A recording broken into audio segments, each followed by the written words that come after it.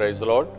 మన ప్రభువును మన రక్షకుడును అయిన యేసుక్రీస్తు అతి పరిశుద్ధ నామమునకు వేలాది వందనాలు, స్తుతులు, స్తోత్రాలు. దేవుని ప్రియ సంఘమైన మీ అందరికీ కూడా ప్రభువునందు శుభములు తెలియచేస్తున్నాను. బెరాక బ్లెస్సింగ్స్, బెరాక ఆశీర్వాదములు అనుదిన క్లుప్త వాక్య ధ్యానములకు మిమ్మల్ని ప్రేమపూర్వకంగా ఆహ్వానిస్తున్నాను. ఈరోజు లేఖన భాగము ప్రసంగి పుస్తకము 11వ అధ్యాయము 9, 10 వచనాలు. యవనుడా, నీ యవనమందు సంతోషపడము, నీ యవన కాలమందు నీ హృదయము సంతుష్టిగా ఉండనేమో, నీ కోరిక చొప్పునను నీ దృష్టి యొక్క ఇష్టము చొప్పునను ప్రవర్తింపుము. అయితే వీటన్నిటిని బట్టి దేవుడు నిన్ను తీర్పులోనికి తెచ్చునని జ్ఞాపకం ఉంచుకొను. లేత వయస్సును నడిప్రాయమును గతించిపోవునవి గనుక నీ హృదయములో నుండి వ్యాకులమును తొలగించుకొనము, నీ దేహమును చెరుపు దానిని తొలగించుకొనము. ఈరోజు ప్రాముఖ్యముగా యవనస్తుల గురించి మాట్లాడుతున్నాడు. కానీ యవనస్తుల గురించి మాట్లాడుతున్నప్పుడు ఇందులో మనమందరము కూడా ఇమిడి ఉన్నాం. అన్ని వయస్సుల వారు కూడా ఇందులో ఇమిడి ఉన్నారు. చూడండి, నీ యవనమందు సంతోషపడము, నీ యవన కాలమందు నీ హృదయమును సంతుష్టిగా ఉండనిమ్ము, నీ కోరిక చొప్పునను నీ దృష్టి యొక్క ఇష్టము చొప్పునను ప్రవర్తింపుము అని అంటున్నాడు. నీ యవనమందు సంతోషించు, నిజమే, మంచిదే.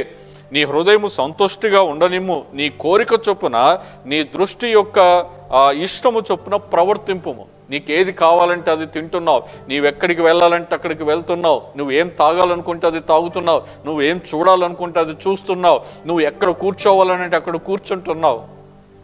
కానీ గుర్తు ఒకటి పెట్టుకో, అయితే అనే మాట అక్కడికి మనం వచ్చినప్పుడు మనం ఖచ్చితంగా ఆగాలి. అక్కడ ఒక ప్రమాదం ఉంది. ఏమిటి అని అంటే, అయితే వీటన్నిటిని బట్టి దేవుడు నిన్ను తీర్పులోనికి తెచ్చునని జ్ఞాపకం ఉంచుకోనము అని అంటున్నాడు. తీర్పు ఉన్నదన్న సంగతిని మాత్రం మర్చిపోకు.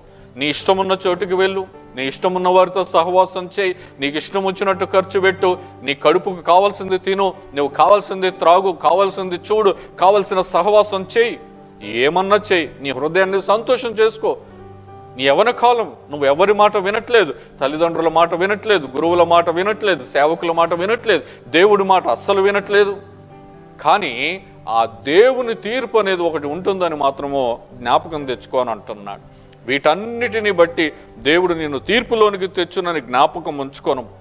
లేత వయస్సును నడిప్రాయమును గతించిపోవునవు గనక నీ హృదయములో నుండి వ్యాకులమును తొలగించుకొనము, నీ దేహమును చెరుపు దానిని తొలగించుకొనము అని అంటున్నాడు. ఈరోజు యవనస్తులందరూ కూడా మాదక ద్రవ్యాలకి, మందుకి, పొగతాగుడికి, వ్యభిచారానికి, వీటన్నిటికీ అలవాట్లు పడుతున్నారు. ఇవన్నీ కూడా నీ దేహమును చెరిపివేస్తాయి. మద్యపానము ఆరోగ్యానికి మంచిది కాదు, ధూమపానం ఆరోగ్యానికి మంచిది కాదు, వ్యభిచారము కూడా ఆరోగ్యానికి మంచిది కాదు సుమా.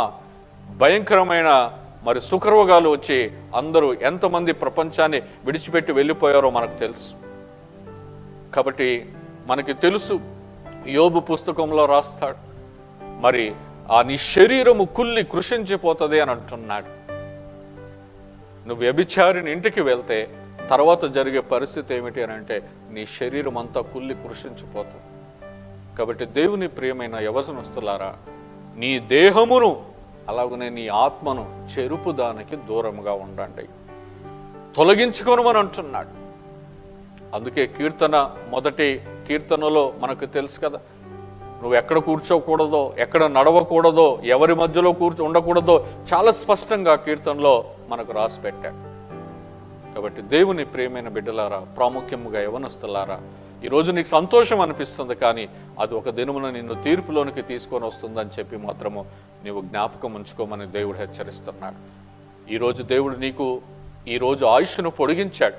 ఈరోజే నీ పాపములు ప్రభు దగ్గర ఒప్పుకొని, ప్రభు రక్తము చేత కడగబడి మారు మనసు పొందుకొని ఆయన నిత్యరాజ్యానికి వారసులవు. నీ శరీరము కుళ్ళిపోకముందే, నీ ఆత్మ నరకానికి వెళ్ళక ముందే నీకు సమయం ఉండగానే నువ్వు ప్రభువుని అంగీకరించు.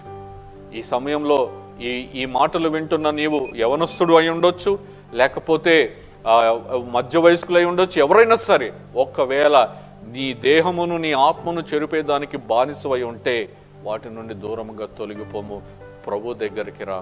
అప్పుడు దేవుడు నీకు రక్షణ ఇచ్చి నిత్య జీవానికి వారసులై కృపను అనుగ్రహిస్తాడు. అటువంటి కృప దేవుడు ఈరోజు అందరికీ దయచేయునుగాక. ఆమేన్. చిన్న ప్రార్థన. మా ప్రియ పరలోకపు తండ్రి, నీ పరిశుద్ధమైన నామానికి వందనాలు, స్తోత్రాలు. తండ్రి, ఈరోజు నీ మాట ద్వారా మమ్మల్ని హెచ్చరించినందుకు నీకు వందనాలు, స్తోత్రాలు. నిజమే, ఈ లోకంలో జీవిస్తున్నప్పుడు మా ఇష్టానుసారముగా ప్రవర్తిస్తున్నాం, మా హృదయాన్ని సంతృష్టిపరుచుకుంటున్నాం, సంతోషపడుతున్నాం అని అనుకుంటున్నాము. కానీ ఒకరోజు తీర్పు దినం ఉన్నదని మేము మర్చిపోతున్నాం. ఈరోజు ఆ తీర్పు దినాన్ని జ్ఞాపకం చేసుకోమని హెచ్చరించినందుకు నీకు వందనాలు. ఈరోజు ఎవరెవరైతే నీ మాటలు విన్నారో, అది ఏ వయస్సు వారైనా సరే, వారి దేహమును ఆత్మను చెరిపే దాని నుండి దూరంగా తొలగిపోయే కృపను అనుగ్రహించి తమ పాపములను ఒప్పుకొని నీకు దగ్గరగా వచ్చి నీ నిత్య జీవాన్ని పొందుకునే కృపను దయచేయమని, రక్షణ ఆనందము దయచేయమని వేడుకుంటూ మా ప్రభును మా రక్షకుడు యేసు నామము స్తుతించి ప్రార్థిస్తున్నాము తండ్రి. ఆమేన్. Praise the lord.